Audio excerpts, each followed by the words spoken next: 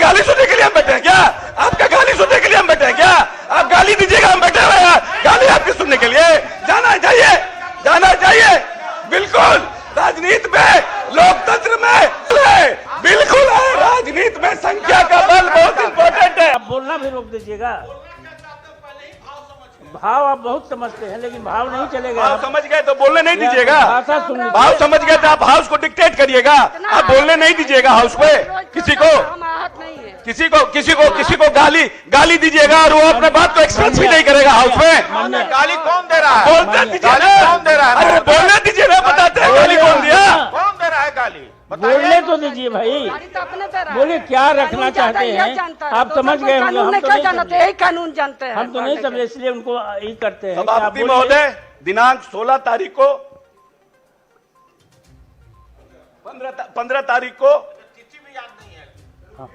15 तारीख को second half में बहस चल रहा था उद्योग विभाग पर, और जिसमें उद्योग विभाग के बहस में जिसमें सुनील जी माननीय विधान परिषद के हमारे सदस्य बोलते बोलते उन्होंने विधान परिषद में जो घटना घटी थी स्पीकर और मुख्यमंत्री के बीच में उस विधानसभा में, उसकी चर्चा यहां पर करने लगे।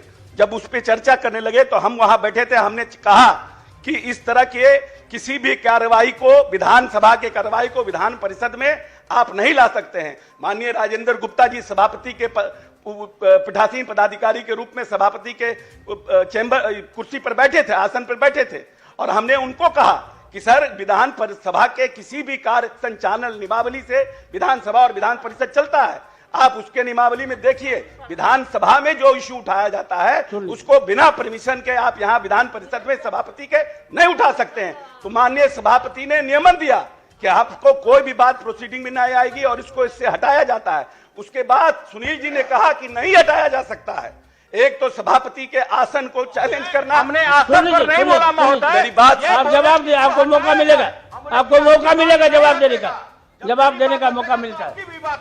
ऐसा है कि इस पूरे विधान परिषद के कार्यक्रम को और इसको पूरी तरह से इसका प्रसारण होता है और रिकॉर्डिंग होता है, इसीलिए कोई बात अगर बैठिए ना भाई, सुनिए ना, बहुत पढ़ा लिखा और बहुत समझदार आदमी है, बैठिए आप बैठने बोलने दीजिए ना सुनील जी।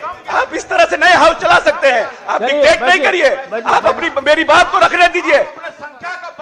बिल्कुल है, बिल्कुल है, राजनीति में संख्या का बल बहुत इंपॉर्टेंट है। और विधान जाइए तो आपके गाली सुनने के लिए हम बैठे हैं क्या? आपका गाली सुनने के लिए हम बैठे हैं क्या? आप गाली दीजिएगा, हम बैठे हुए हैं गाली आपकी सुनने के लिए। जाना चाहिए, जाना चाहिए।